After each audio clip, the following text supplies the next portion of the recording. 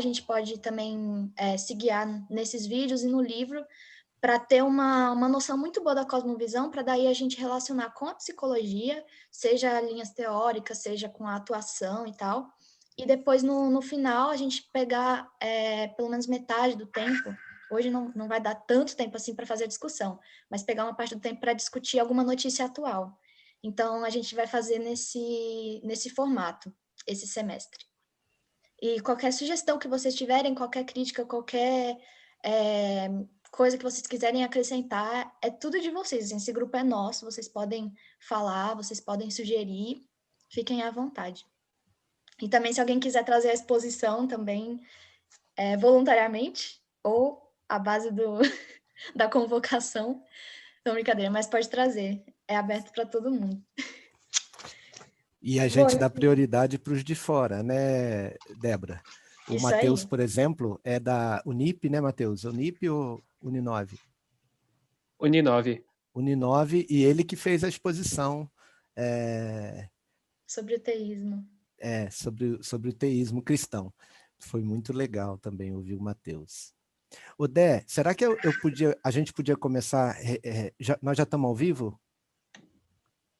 Já, né? Eu vou explicar para vocês. Na verdade, a gente tá com um canal, né, do Open Groups da Capelania, lá no YouTube, mas ele ainda não está habilitado para fazer transmissão ao vivo. Então, eu estou fazendo a live no privado da minha igreja mesmo, que é o dono do Zoom aqui, mas só para a gente ter depois, para a gente baixar e colocar lá na nossa página do Face. Mas já está ao vivo. Dé, eu posso começar respondendo a pergunta que a Ana fez para mim lá do vídeo? Eu acho que porque aí introduz um pouco o assunto. O que vocês acham, meninas? Pode ser. Pode ser? Tá. A gente tem 2 vídeos lá no canal, a gente vai postar junto aí desse vídeo aqui, sobre o que é cosmovisão. E o segundo vídeo sobre, eu falei do conceito a partir de algumas palavras-chave. E aí a pergunta da Ana, acho que era até bom ela fazer de novo, mas um dos aspectos é cosmovisão como janelas, para você entender e interpretar a realidade, e outra visão é a cosmovisão como lentes sobrepostas, que formam a visão conjunta de uma determinada interpretação de mundo. E aí a Ana fez uma pergunta, né, Ana? Sim, é a diferença, né? Porque para mim não ficou muito clara essa diferença entre uma e outra. Tá. Então, enquanto janela, a cosmovisão ela te dá a perspectiva. E por que é importante a gente entender o conceito de cosmovisão pensando em termos de perspectiva? Porque quanto mais próximo do conhecimento daquela cosmovisão, mais você tem amplitude de enxergar o mundo a partir daquela cosmovisão. Pensa, por o exemplo da janela, é o seguinte: se você tem uma janela no fundo do quarto, no fundo do cômodo, você tem uma visão que ela te dá, né? Eu olho daqui, eu estou vendo uma árvore e estou vendo 2 janelas ali fora. Se eu chegar perto da janela, eu vou ver muito mais que isso. Então, eu vou ter uma amplitude maior. Então, o conceito associado à ilustração da janela indica que a gente deve aprofundar o conhecimento daquela perspectiva, daquela cosmovisão, para a gente poder ter uma visão mais ampla. Já o conceito de lentes sobrepostas é o conceito que indica que a cosmovisão é um conjunto de vários pressupostos sobrepostos que então vão dar a nitidez da vida ou das coisas conforme aqueles pressupostos vão se encaixando. Uma figura e um exemplo disso é quando você vai fazer o seu exame oftalmológico, que o médico vai tirando uma, vê melhor, vê pior, vê melhor, vê pior. Como que isso acontece na cosmovisão? Você tem o conhecimento daquelas 7 perguntas básicas, ou seja, conhecimento de questões fundamentais da vida, que cada cosmovisão responde de um jeito. Então, o que é a realidade? Como a gente pode conhecer as coisas, se existe verdade, se não existe, se existe certo e errado, como que nós podemos, o que acontece com a gente quando a gente morre. Então, as lentes sobrepostas, Ana, elas são o conjunto de tudo isso. E aí a gente entende uma coisa muito legal, que é, às vezes, as pessoas escolhem uma filosofia de vida que não é totalmente nítida ou não traz uma resposta satisfatória para tudo. Por quê? Porque as lentes sobrepostas, às vezes, elas são incoerentes ou inconsistentes consigo mesmas. Então, você empresta algumas lentes de cosmovisões antagônicas, porque isso existe, né? Existem perspectivas de vida que apontam para uma determinada interpretação e existem perspectivas que apontam para outra. Só que o conjunto delas é que dá a nitidez, a segurança, o ajuste, né? Então, no consultório, por exemplo, às vezes a gente lidando com pessoas, às vezes a gente pode ir reconhecendo algumas dessas perspectivas, algumas dessas lentes. Por isso que tem uma diferença em termos de comparação. E tem as outras 5, 6 palavras-chave lá que eu coloquei no vídeo, que depois vocês podem ver, né? Ficou claro a diferença? Sim, seria, por exemplo, usando esse exemplo do consultório, a janela seria, por exemplo, a maneira como a pessoa se porta diante de um relacionamento, por exemplo, e as lentes sobrepostas seriam as questões que foram acontecendo ao longo da vida dela para fazer ela pensar desse jeito. Não. Para usar o exemplo do consultório, a janela são os óculos prontos. E as lentes são os inúmeros elementos que levaram ela a ter aquela visão de mundo. Entendi. Tá? Então, os óculos pronto, ele te dá o certo colorido da vida, a compreensão. Então, para pegar o exemplo do relacionamento, por que a pessoa, por exemplo, sofre demais ou ela sempre repete relacionamentos? Isso é uma realidade, é uma vivência, é uma prática de vida dela, de enfrentamento da vida e etc. Ao perceber como ela compreende o mundo, a gente vai entendendo alguns aspectos que vão contribuindo para isso acontecer. Entendi. Ela enfrenta o problema no relacionamento por causa dos óculos, certamente, porque no estudo de cosmovisão a gente aprende que a gente é resultado do que pensamos. Uhum. A gente age de acordo com as nossas visões de mundo, né? Quem diz isso é o Francis Schaeffer, que tudo aquilo que o homem pensa é o que ele, no fundo, ele faz. Ninguém foge muito daquilo que tem como convicção e como base, tá? Então, o relacionamento, para pegar o seu exemplo, ele estaria fora dos óculos. Os óculos seriam a janela e as lentes seriam os elementos que constroem aqueles óculos. Entendi. Tá bom? Uhum. Obrigada.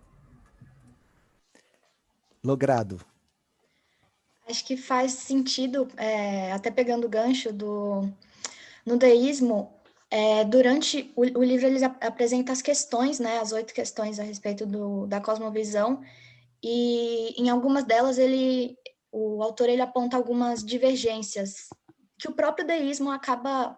Porque o deísmo ele surgiu como uma resposta a um caos teológico e filosófico do século XVII, né, depois da Reforma Protestante, do Renascimento e todo o surgimento do homem moderno. Então, eles começou a ter todo esse caos e respostas, perguntas sem resposta, e aí o deísmo surgiu como uma forma de tentar dar essas respostas por meio da razão, que é a característica do surgimento do homem moderno. só que isso acaba entrando em vários pontos divergentes, né? Como você tinha falado de algumas lentes que apontam para uma coisa e, enfim, acaba não trazendo uma resposta satisfatória para o mundo. A cosmovisão deísta, pelo que eu percebi durante as respostas dessas questões que o autor coloca no livro, tem muitas divergências, né? Por exemplo, tem uma parte que fala sobre o conhecimento de Deus a respeito através da natureza. O deísmo acredita muito que você só conhece a Deus, que Deus existe, mas que você só conhece ele pela experiência e pelo crivo da razão. E não existe revelação especial, revelação das Escrituras, a revelação por meio de Jesus. E que a gente vive num mundo, num mecanismo fechado, num sistema fechado. Só que isso também traz outras implicações, assim, sobre... eu vou pegar exatamente a pergunta para ficar mais claro. Se eu não me engano, é na primeira pergunta, sobre quem é Deus, e também em algumas perguntas depois sobre quem é o ser humano, né? E o deísmo tem a diferença do deísmo quente e do deísmo frio. O deísmo quente acredita que Deus é um Deus pessoal e também existe a possibilidade de providência, de uma providência nesse mundo de mecanismo fechado, de sistema fechado. Mas o deísmo frio acredita em Deus só como uma força de energia uma força de energia transcendente. E que ele não se importa com a criação, que não ama a criação, tá na página 60 isso, que não tem um relacionamento pessoal com a criação. E coloca a humanidade num lugar um pouco solitário nesse sentido, né, de que Deus está distante, Deus está alheio. Mas dentro do próprio deísmo tem os deístas quentes e os deístas frios. Os deístas quentes já entendem um pouco que existe uma parte de providência divina, que Deus ele não se comunica assim exatamente com a criação, como no teísmo cristão a gente acredita, mas existe uma providência divina. E, enfim, e aí tem várias questões que, quando a gente lê as perguntas, a gente vê que o deísmo tem algumas contradições, né? E talvez seja por isso exatamente que ele surgiu como uma resposta para o caos daquela época, mas também ele gerou outros caos e outras dúvidas e outras perguntas sem respostas que acabaram levando para a próxima cosmovisão que a gente vai estudar, que é o naturalismo, né? E que aí Deus é ainda mais distante do que estava no deísmo e muito menos pessoal e muito menos qualquer interferência na criação, né? Enfim, e achei interessante pensar isso. Deixa eu ver o que mais vale a pena destacar. Sim, eu vou trazer agora, né, para a gente conseguir ter bastante tempo para discussão. Eu não vou entrar muito na questão da cosmovisão, né, para a gente, enfim, porque a cosmovisão a gente pode ler no livro ou pode ver seus vídeos, mas a discussão em si a gente só vai ter aqui. Então, eu vou já até puxar um pouco dessa questão do deísmo para a psicologia, né, de entender a forma como o deísmo, a pergunta 5, se eu não me engano, sobre como o deísmo compreende o cosmos, como compreende o universo, né? Oi. Só uma coisinha antes, que eu queria pegar o gancho na fala do Marcelo. Se me permite. Sim. Na verdade, tem dois comentários a fazer. O primeiro é que eu proponho para a gente ler o Universo ao Lado com o apoio do Dando Nome ao Elefante, que é do Said também. Porque no prefácio do Dando Nome ao Elefante, ele fala que no Universo ao Lado, ele tem uma visão meio errada do conceito de cosmovisão, e no Dando Nome ao Elefante ele refaz essa visão, ele completa o conceito de cosmovisão. Então, não que o Universo ao Lado não esteja errado, mas ele está, de certa maneira, meio incompleto com o conceito de cosmovisão. Então, eu acho interessante, ao mesmo tempo que pegar o Universo ao Lado, ter o Dando Nome ao Elefante com uma base, com algo para completar o estudo do Universo ao Lado, né? E aí, pegando um pouco o gancho do que o Marcelo estava falando, o pastor Heber Campos Jr., ele tem esse livro aqui, Amando a Deus no Mundo, né? E que também é um estudo sobre cosmovisão, e ele ressalta... Mostra de novo, Vini, o livro. Esse aqui, ó. Espera o pessoal ver. amando a Deus no mundo. Uhum. E ele pega ao tamanho dele, ele é bem grossinho. Então ele tem uma referência bibliográfica bem grande e ele pega todo esse material de cosmovisão. Peraí, gente, a rua tá difícil. Pega todo esse material de cosmovisão, sistematiza e coloca bem mastigadinho para o cristão, né? E uma hora ele pega e fala justamente sobre a questão do aspecto objetivo e o aspecto subjetivo da cosmovisão.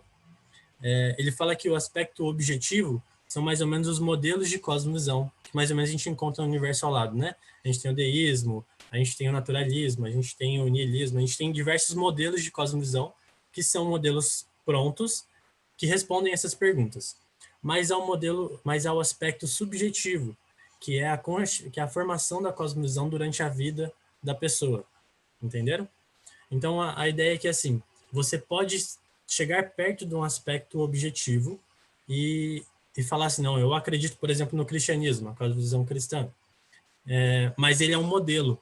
Só que todo esse aspecto subjetivo, eu nunca vou conseguir chegar no modelo do cristianismo. Então, eu tenho um aspecto subjetivo da cosmovisão.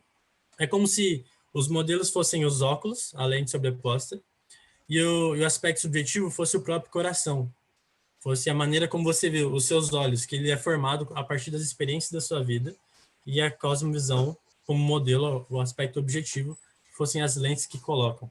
Eu acho que esse comentário pode contribuir junto com o comentário do pastor, para compreender esses dois aspectos da cosmovisão, o aspecto objetivo como modelo, como ideias de pensamento, e o aspecto subjetivo como formação de indivíduo, como formação de uma visão. Só isso, Débora, pode continuar. Isso teria a ver com a pergunta 8, não é? Que ele inclui na 5ª edição do livro, sobre qual é a motivação do coração dos indivíduos que têm essa cosmovisão, seria isso? Sim, sim. Vai nessa linha aí. Na formação do indivíduo, etc.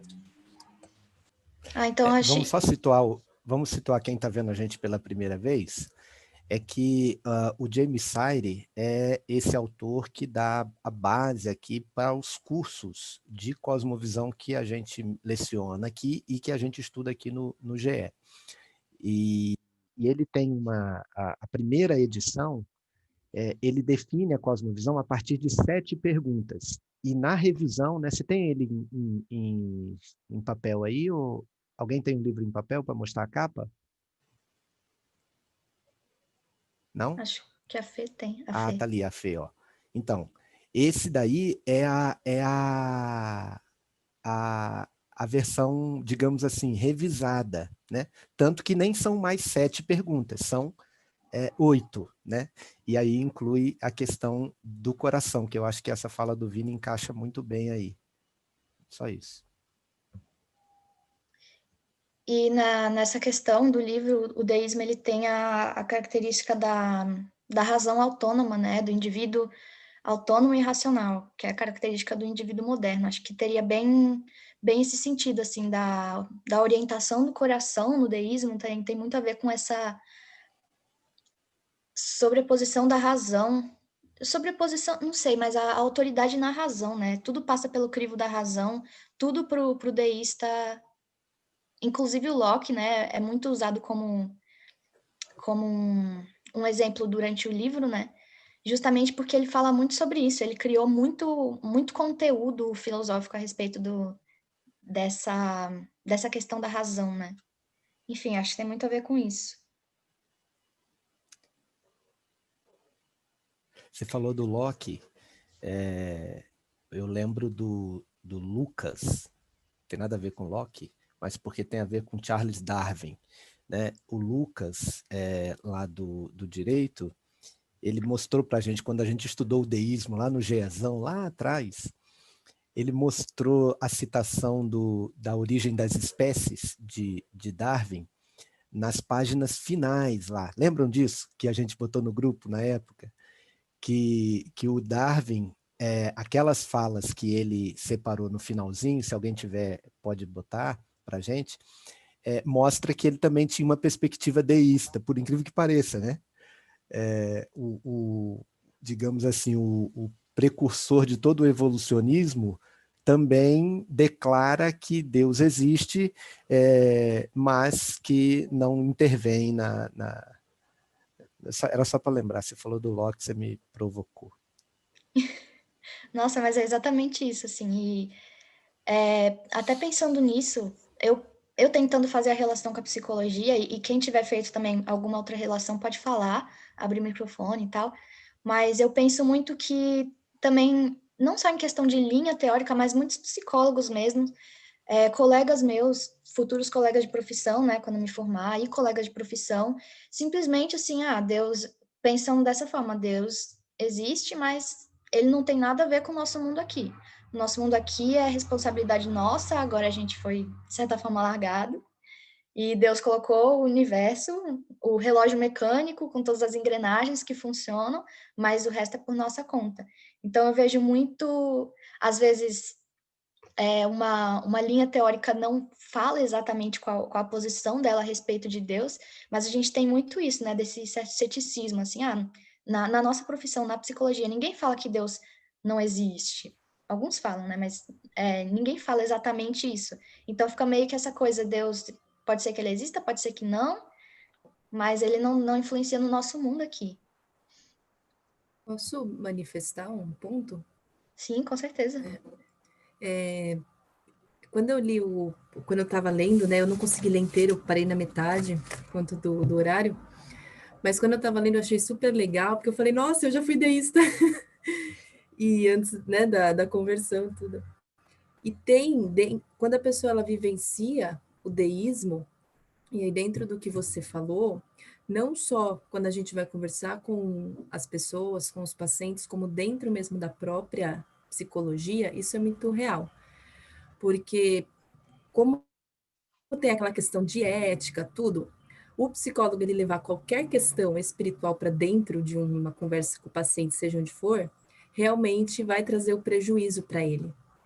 Mas é muito comum mesmo, dentro das conversas, a gente ter essa sensação das pessoas, e aí eu consigo entender, por exemplo, a questão das lentes sobrepostas. Porque aí quando a gente vai observar toda a construção de vida da pessoa,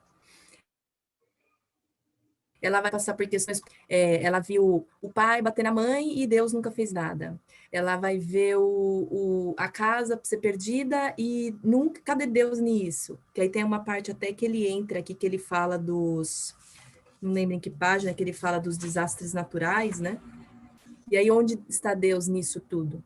Então, realmente, o pensamento deísta, fora de uma boa base bíblica, ela vai fazer muito sentido para a pessoa, porque tem a ver com a experiência, talvez aí entre na questão do subjetivo que o Vinícius estava querendo falar. E aí realmente a gente precisa entender a construção dessa pessoa para ela ter muitas vezes um pensamento deísta, mas que se ela for confrontada biblicamente, que não é um papel de nós psicólogos, ela consegue ir se desfazendo desse deísmo, né? Uma coisa interessante que eu pensei, que eu acho que a gente vê em quase todas as cosmovisões, mas principalmente no deísmo, né? É que a maioria, se eu estiver errado, depois vocês me corrijam, mas a maioria até desses que são citados no livro não são deístas que falam, tipo, eu sou deísta. Até porque talvez muitos, o termo foi criado depois deles já terem assumido suas posições sobre os temas, enfim. E eu acho que na maioria das cosmovisões, principalmente no deísmo, a gente não tem muita... As pessoas não têm noção da cosmovisão que elas têm, né? Às vezes elas nem têm noção do que é cosmovisão e delas terem uma cosmovisão também, né? E no deísmo eu acho que é muito isso. Acho que tanto que tem bastante diversidade de pensamento, né? Tem o deísta frio, o deísta quente, várias possibilidades, né? Quando a gente está lendo o livro, porque não era algo que as pessoas se posicionavam como deístas, né? Elas se posicionavam e depois classificaram ela dessa forma, né? Mas acho que fica meio ponto de interrogação, né? Sim. Eu acho, a Débora da Logrado estava comentando sobre como que o deísmo nasce no meio científico, né? E é muito interessante porque a gente vem da Idade Média, onde a igreja, a religião, o divino, ele era posto em tudo. Aí, a partir da modernidade, né, do início da modernidade, Deus e a igreja, a religião é tirado desse âmbito de verdade, né? Então, é a partir dessa virada que, peraí, então se Deus não pode estar na verdade científica, onde que eu coloco Deus? Então, eu coloco Deus de uma maneira que ele não intervenha no meu meio científico, da maneira que ele não intervenha no meu conhecimento, né? Aí, a partir daí que a gente vai criando de um deísmo a um ateísmo científico, né? Hoje em dia a gente tem um ateísmo científico, principalmente a partir do século XX. Você falar de Deus no meio acadêmico é tipo, como assim? Nada a ver. É mais ou menos o Bel que caiu, o Viktor Frankl, né? Ele não fala diretamente de Deus, mas o simples fato dele mencionar que ele não acha que a ciência tem que ser ateísta, ele já cai para uma linha de, não, logoterapia é religião, não é ciência, né? E é muito interessante, eu tô fazendo uma pesquisa que analisa muito bem essa mudança, né? De onde tira Deus, a ciência vai para um deísmo, a gente pega lá Kepler, a gente pega Galileu, eles já estão pensando num modelo mais deísta, aí já vem século XVIII, XIX, já está bem deísta. No século XIX, que vem principalmente Nietzsche, Marx e Freud, aí vira principalmente uma ciência ateísta, né? Que é onde o positivismo vai lá em cima. E aí, hoje em dia, do século XX para até nossos dias, mais ou menos, a gente vive num cenário que talvez não seja mais nem deísta, né? Talvez seja deísta para os cristãos que entram no meio acadêmico. A gente tem que engolir um deísmo. Mas para os cientistas, eles já entendem que a parte científica já é uma ciência ateísta, né? Eu posso falar? Eu queria fazer um gancho aqui da Ana Convini, porque eu acho que uma grande... tem duas grandes aplicações para a gente aqui no ambiente da psico, que é, primeiro, que o deísmo é o caminho para o ateísmo. E ele é a razão do ateísmo. Porque lembram do filme Deus Não Está Morto? Qual era a razão do ateísmo daquele professor que virou um militante ateísta? Que vai cair no que o Vini falou, de termos professores militantes, ou seja, que tenha a missão de destruir os elementos de fé dos seus alunos. Não estou falando só de psicologia, estou falando do que o Vini falou, né? Ou seja, de um cientificismo ateísta militante. Aquele professor era assim. Mas qual era a razão dele virar ateu? No final do livro a gente descobre. Quem não assistiu, isso não é spoiler porque o filme já tem tanto tempo, né? É que ele perdeu a mãe, eu acho, e Deus não fez nada. Então, o que a Ana está dizendo é muito importante para a gente, no sentido de que uma coisa é você se dizer cristão, outra coisa é você acreditar que Deus intervém. De verdade. E você se dizer cristão apenas crendo na criação de Deus, ou na existência de Deus, ou na moral de Deus, não faz de você um cristão, e você não tem uma fé suficientemente forte para te manter diante de um ambiente acadêmico que te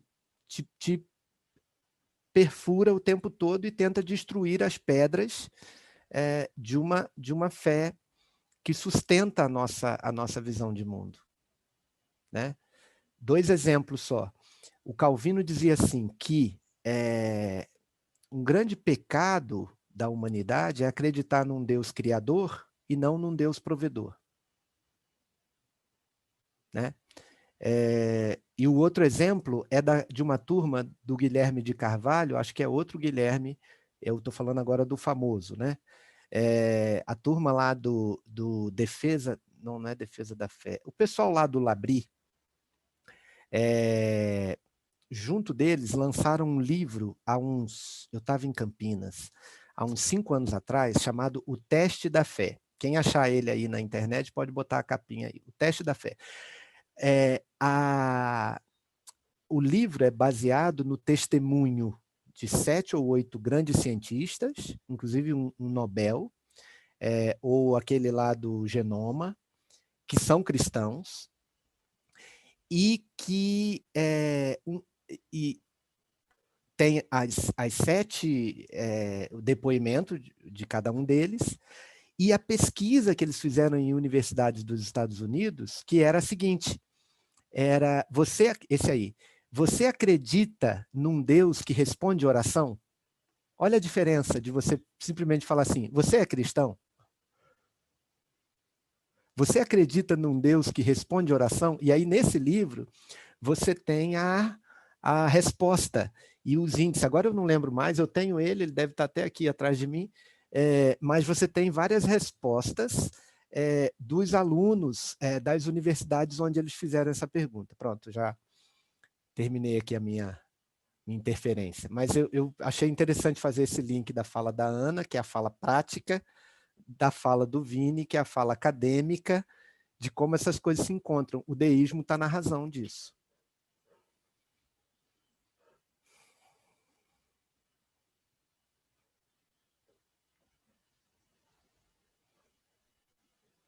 E a Ana até comentou, né, de um aspecto que a gente queria trazer aqui das reportagens, né, que é o próprio livro, ele já aborda essa questão do como o deísta trata os desastres naturais, né, essas coisas que acontecem, e aí, enfim, a gente queria entender e discutir um pouquinho sobre isso também. Quando eu estava lendo, eu não lembro em que pergunta agora exatamente, mas ele falava sobre o grande... Um conflito que existe dentro do deísmo, da questão de que se Deus é bom, então por que existem erros nesse mecanismo fechado que ele criou? E aí, quando você não consegue responder essa pergunta, o que acontece? Fala, tá bom, Deus não é bom ou Deus não existe. E aí entra na questão que o Vini falou do ateísmo, e enfim. E quando eu li isso, eu falei assim, gente, mas não faz sentido, porque, me corrijam se eu estiver errada, mas eu vejo que Deus, como um Deus soberano, até os erros, a gente consegue encontrar uma resposta, um significado para eles. Seja quando a gente pensa no teísmo cristão, na criação, queda e redenção, a gente vê esse sofrimento, esses desastres naturais como consequência da queda, como consequência do pecado, né? E também na questão de que nos nossos sofrimentos, eu tenho pensado muito sobre isso, inclusive nesse tempo de quarentena, que é bem introspectivo, né? Que até nos nossos sofrimentos, às vezes a gente aprende coisas pelo sofrimento que a gente não aprenderia sem ele. E a gente tem uma certa mania de pensar assim, não, se Deus é bom, eu não posso sofrer, se Deus é bom, enfim, nada de ruim pode acontecer, tudo tem que ser no meu mundo perfeito, que eu enxergo como perfeito. E aí, quando não acontece do meu jeito, quando não é perfeito, eu começo a criticar Deus, eu começo a pensar se Deus não existe ou se Deus não é bom. Só que no teísmo cristão, a gente entende que até esse mal Deus usa como um bem, porque o mal Deus não usa como um fim em si mesmo, mas muitas vezes como um meio de produzir algo bom, de fazer a gente crescer, de nos levar a progressivamente a nossa redenção, sabe? A santificação. E isso tem resposta, né? Pelo menos para mim, no teísmo cristão, que eu entendo, isso tem uma resposta. Esses erros do mundo, essas destruições e tudo mais, isso tem resposta. É interessante que você falou, né? Essas perguntas que o deísmo faz, né? A Deus de... Tipo, se Deus realmente intervém, então ele é mal, né?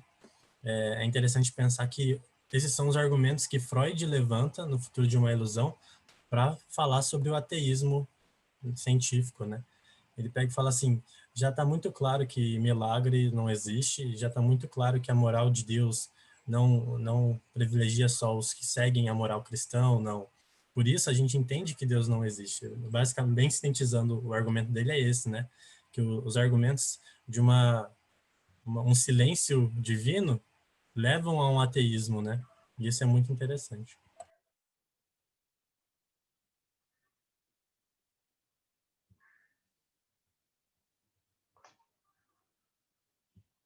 Alguém mais?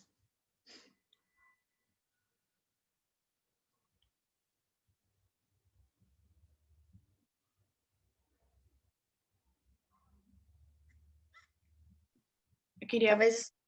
Pode falar. Pode falar. Não? Pode falar.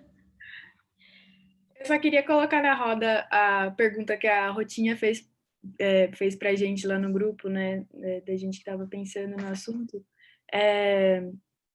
O que vocês acham que os deístas acreditam que é a nossa responsabilidade ou a posição que eles devem assumir, ou que a gente deve assumir se a gente fosse deísta em relação aos desastres naturais, tipo terremotos, essas coisas? A gente tem que intervir? Qual que deve ser nossa atitude, né, frente a isso? O que vocês acham que os deístas pensam?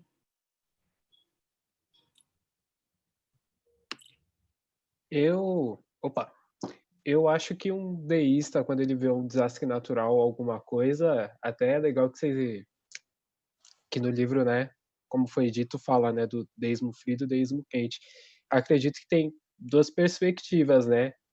Ou uma perspectiva que pode ser tanto pessimista, de tipo, olhar, tipo, isso não tem controle de nada, ou como tem as pessoas que vão, tipo, ver que isso é uma coisa incontrolável, mas que tentam encontrar um propósito. Sei lá, veio isso na minha cabeça.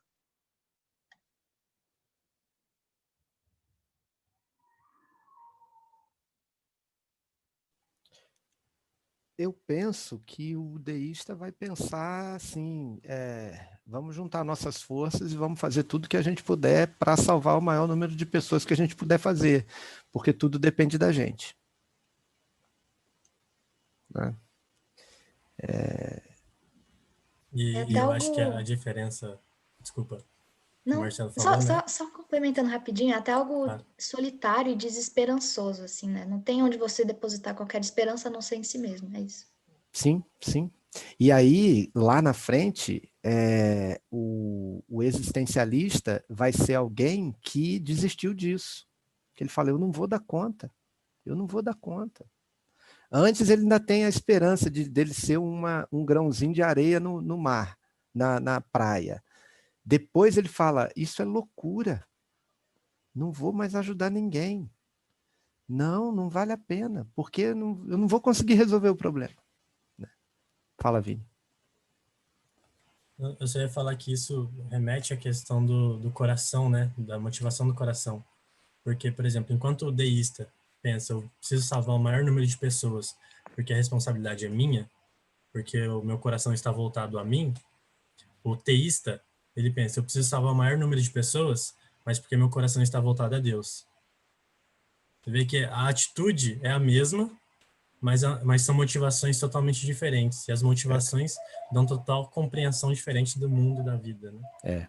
O teísta vai dizer, eu preciso ajudar Deus a fazer alguma coisa. Né? E no fim das contas ele vai dizer assim, foi Deus quem fez. E existe até uma certa contradição, né? Porque no texto fala que a ética no deísmo ela é um pouco confusa pelo aspecto de não existir bem e mal, né? Porque tudo foi feito como é para ser. Então não existe o que é certo e o que é errado. Então não existe o que eu devo fazer de certo e o que eu devo de fazer de errado também. Aí fica um pouco confuso também nesse aspecto, né? Na verdade, eu acho que tem uma evolução no pensamento deísta, se for pensar nisso, né? Porque, por exemplo, você pega o deísmo, a gente pode dizer isso, o deísmo de Kant, ele tira Deus da jogada, do mundo, mas ele fala assim, mas a moral, que é o imperativo categórico, a moral tem que existir. Então, o que é certo e o que é errado tem que estar ali. Aí, um pouco mais para frente, que já caindo, já prático, mais perto de um ateísmo, você chega nisso, de, peraí, se Deus já não está nisso, se Deus já não está naquilo, por que Deus tem que estar na moral? E se Deus não está na moral, então a gente não tem valores, a gente não tem um certo e errado. Certo? Então, eu acho que tá nessa evolução do pensamento deísta, sabe? Lógico que ele começa no princípio deísta, né? Mas pelo menos a gente observa na história que o pessoal ainda tenta manter um senso de certo e errado durante um tempo, porque sabe que se tirar esse senso de certo e errado de um meio mais objetivo, você pode acabar com o mundo, né? E o que eu vejo muito é que tem uma diferença, assim, entre toda essa questão, o quanto isso impacta na população em geral, no senso comum e na elite. E eu acho que o fato disso ser muito... Porque o senso comum, geralmente você encontra uma pessoa na rua, tem tanto aquelas que relativizam o bem e o mal, mas sempre alguém fala, não, tem alguma coisa aí, tem alguma força maior, às vezes um pouquinho deísta, uma força, uma energia transcendente, tem alguma coisa aí. Só que o fato disso impactar justamente a elite intelectual é o que preocupa, né? Porque é alguém que tem a elite intelectual tem uma autoridade de verdade. De certa forma, não importa muito, assim, o que a população pensa em geral, para o meu fazer psicológico. O que importa é que a elite psicológica pensa dessa forma. Aí impacta a minha forma de fazer psicologia e eu também impacto as pessoas que na clínica, por exemplo, eu vou estar cuidando, eu vou estar, enfim...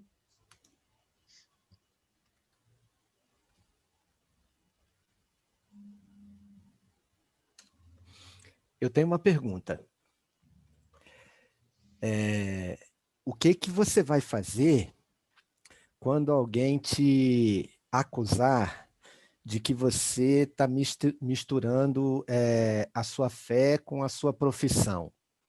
Será que o deísmo não é a saída mais simpática para isso? Quero saber quem é que vai ceder.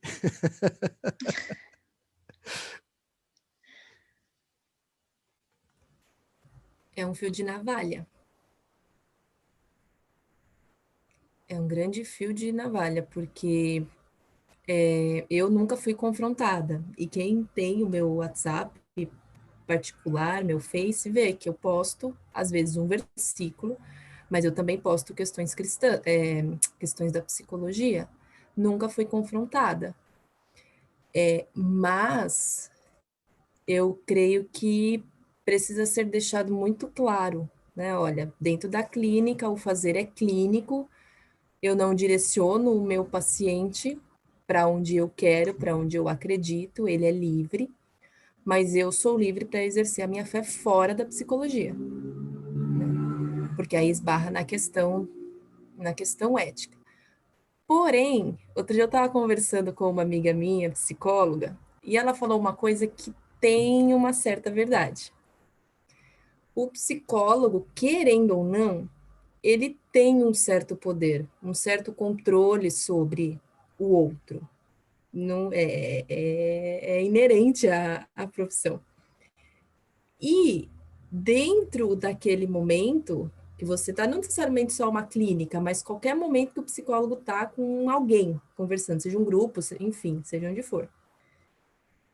Ele pode pôr uma pergunta, pelo tipo de pergunta que ele vai fazer, redirecionar a visão dessa pessoa.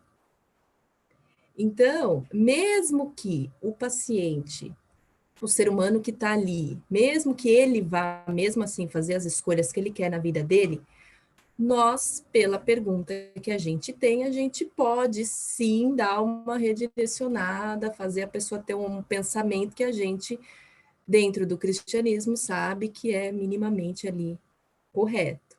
Agora, quando a gente vai pensar no que está de fora, essa seria uma defesa que eu usaria. Dentro da clínica, eu sou profissional, eu sou ética, não misturo, mas a minha visão, ela é minha, né? E eu tenho liberdade para professar minha fé e o ser humano que eu estou atendendo a dele. Não sei se foi mais ou menos essa a questão, mas foi isso que eu entendi para responder.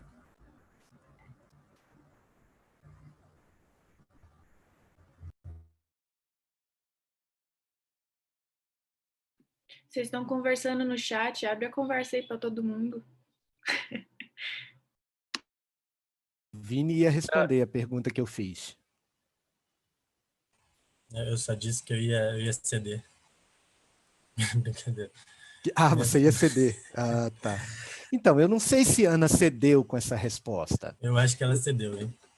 Não, assim, mas não era bem isso que eu tinha em mente, porque, assim, no fundo, o ceder é aquele negócio, né? Olha, eu creio, mas é aquele negócio, né? Deus é criador e tal, mas, no fundo, é a gente que faz. E isso também determina um pouco do nosso trabalho, no sentido da gente lidar com a nossa, assim, no consultório e na nossa atuação profissional compromissada com o Estado brasileiro, que é quem rege a nossa profissão, a gente, de fato, vai... a palavra fantástica que a Ana usou é o seguinte: o nosso paciente tem liberdade. Só que isso significa também, Ana, que esse paciente ele pode crer. E ele pode discutir isso com a gente. Muitos vão vir para os nossos consultórios justamente porque não vão se sentir ameaçados em ter alguém para destruir a sua fé. Né?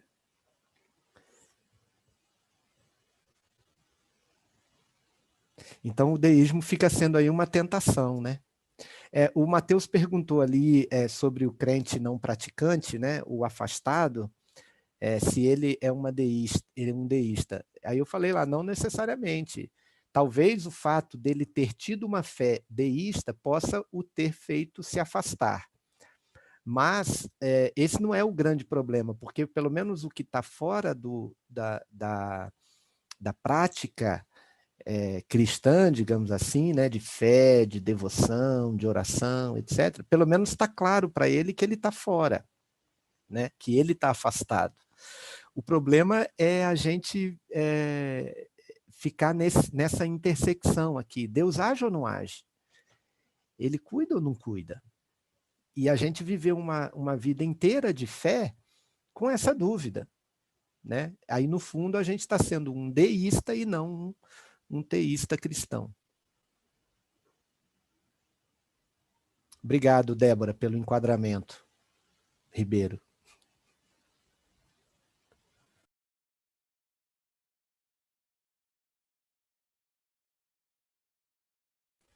Pessoal, deu horário, né? Nossa, tá tão bom que eu não queria nem terminar. Mas é isso, gente. A gente pode, inclusive, se alguém quiser, acho que seria legal colocar a relação dos livros que a gente falou aqui, textos e tudo mais. Já está no chat, acho que já foi para lá.